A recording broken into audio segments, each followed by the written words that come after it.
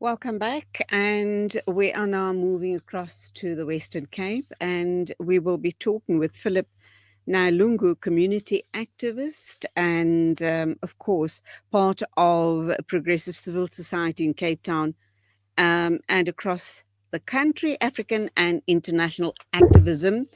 And he speaks up for the rights of mainly refugees. And this is a story that has been ongoing for a very, very long time. And it is the issue around the refugees in the Western Cape that are being moved from pillar to post. And there seems to be no housing, proper, decent housing to be found for these refugees. Very good morning to you, Philip. Welcome to the program. Philip, Thank can you. you hear me? Yeah, I can hear you. Yes. Oh, wonderful. We hope that the network remains as stable as it is. Welcome.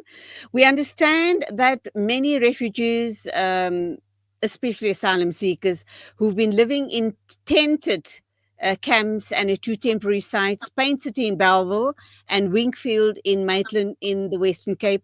This is since the year 2020, and they saying that they are not getting help from the authorities, but are instead being requested to relocate. They now, the refugees, are wanting to be relocated out of South Africa to Europe and Canada. Why has this request come forth? What is the current status of these refugees? And do you believe that there is a way forward? Yes, I mean, from working with them, I believe there's a way forward. And then to start with, the reason why they had a sit in outside Green Market Square, it resulted from the many frustration which is caused by the home affairs. And then they keep on being sent back. And then yet these refugees, when they enter the country, they religiously goes to home affairs so they can be recorded. So there's no crime, and then we know who does what and stuff like that, which is a normal way. And then when it appear on the law of this country, it looks easy, but once you get there, it's just frustration one after another, and then as a result, they are exposed to be targeted, being exploited, and then being targeted by petty crime or violent crime, because this is like a state Afrophobia. It's a state because the state, it's a systematic state Afrophobia. So which gives violent criminals or petty criminals a reason that okay, these people means they must be targeted. They don't belong in this country. And then, as we can see now with Operation Dudula, because they believe they are doing the government favor, they believe they are helping the government. So life become extremely difficult for them. And then if the Home Affairs can speed up the process, can help them according to to the law.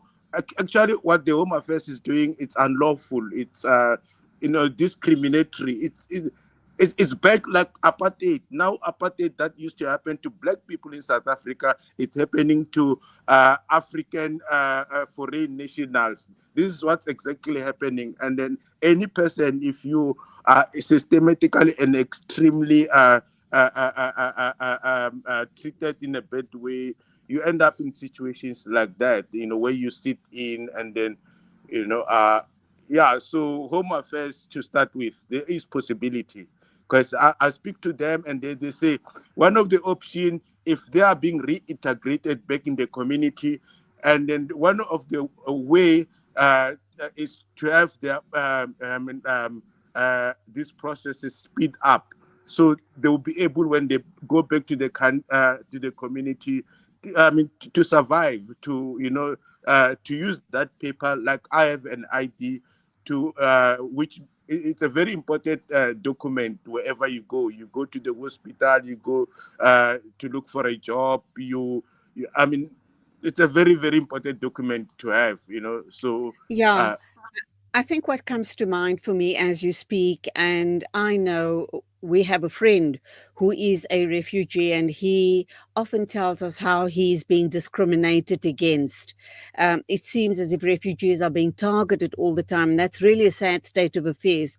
I guess the question to ask then is, why does South Africa then allow them in as refugees if South Africa doesn't want to treat them as humanely as it possibly can? We accept them as refugees, but then they're being discriminated against, and that is not right. They've also been promised, I don't know at which point, possibly when they came into the country as refugees, but they were promised affordable housing and the opportunity to find meaningful work. This hasn't happened up to now. Why is that? Would you think once again it's the Home Affairs officials that are placing stumbling blocks in their way? Or is it South African citizens that are being xenophobic against refugees?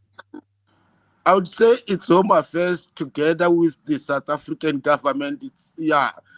Also, I mean, using refugees as a scapegoat, and then we see this being done by political parties. Here in Cape Town, is being done by the DA, and then also being done by the Patriotic Alliance. In Ward 56, where this tent is here in Kensington, at the Wingfield, which is called the Wingfield Camp. The uh, the councillor, Mr.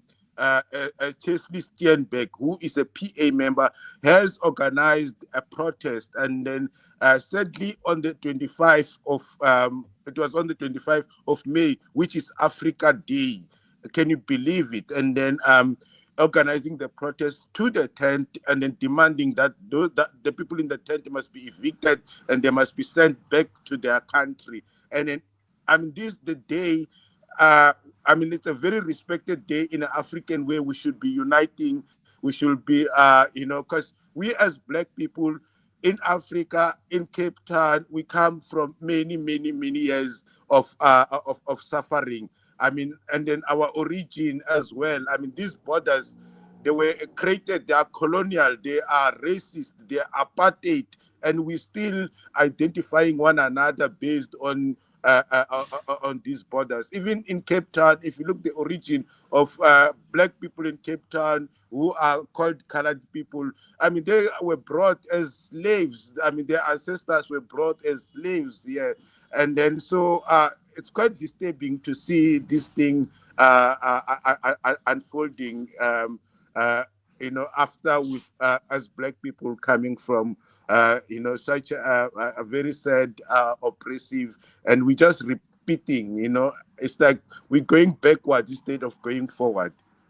Okay, Home Affairs Minister Leon Schreiber has indicated that the state has provided extensive support over time to these refugees or foreign nationals, as he refers to them. He also goes on to say that multiple offers of assistance have been made by the DHA, the UNHCR, NPOs, and the city of Cape Town to reintegrate and repatriate the foreign nationals. He also says that hundreds of these nationals have taken up these opportunities following assessment opportunities. Would you agree with him? Or do you think No, that's a I PR don't. exercise on his No, I part? don't agree. I don't agree with him at all. Okay, what the United Nations High Commissioner on Refugees did, they for those who wanted to reintegrate it, they offered them 2,000 rand for 3 months, and then after that you have to see it to yourself. Just imagine. I mean, there you have family of five, family of six, family of and then how can a family like that survive on such a small amount for 3 months, and then you still don't have proper documentation? and then you go back to you reintegrate in the community. How far do you get? And then as a result, some people have been going back because life is too hard outside. I mean, like in the community, because the main thing is to get proper documentation. I mean, the Home Affairs has to just speed up with proper documentation. Here we have people who've been here in South Africa for decades. I mean, we have a youth who born here in South Africa who are like in their 20s and so on, and then still they don't have proper documentation, and then they've been sent from pillar to post and so on. So it's just literally opening for them to suffer more and more and more. So this government is literally making these people into suffering, and then they start to blame them. You know, you are dirty, you are this, you are that. You know, you're fighting among yourself. Of course, there's a fault lines everywhere.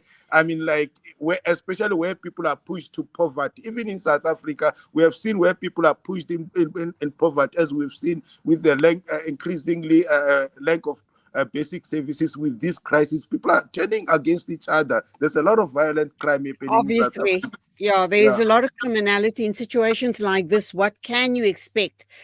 But criminality then emanating from dire situations. To wrap up, then, let's talk about those refugees who are now demanding from the South African government to send them to Europe and to Canada because they do hold refugee status and they can apply to go to those countries. I guess the big question is, will the South African government accede to those requests, and who will cover uh, or carry the costs for this? While it's not a repatriation, but to send them to Europe or to Canada as refugees. What does that process look like, and is it doable? Now, it doesn't look doable listening from what the ministers, what the government are saying. However, it's within the refugee laws that if you're running away from the country, and then the next country you go into, if you are persecuted in that country, then that country must facilitate the process of you going to the third country. And then like I've interviewed most of the refugees, and in their stories, they ended up sitting in outside the Green Market Square, outside the UNCHR office. It's because of the Afrophobia that is they are faced everywhere they go. And then as a result, when there was that call for all of them to go there, and then they go. And then another option is repatriation. Okay, they say yes, repatriate us, but you must make sure when you send us back, we are safe. You know, you must make sure we don't just take us, dump us, and then to die there. Make sure our human rights are being sustained, which this government doesn't seem interested. And then they talk about evictions. I'm South Africans. I know what evictions means. I know what we know what forced removal. Actually, literally, evictions are forced removals. They're gonna go there with big guns. There are young children there. There are vulnerable people. There are people who are very sick because people the health there is very bad. They don't get proper food. The government is not doing anything. I mean, what the minister is saying is talking just nonsense. What they do is just one water tap, and then also there is public toilets, these chemical toilets, and then again they are actually causing division between them and South African nearby. Here in the nearby informal settlement, which is called Gate 7, there's no water, there's no toilet, there's nothing. So in that way, they're trying to turn South Africans against the refugees in the tent. That okay, you getting water, you getting toilets, and we're not getting. Then and then you are not even South Africans, and then we're gonna attack you. Giving Okay. Mhm.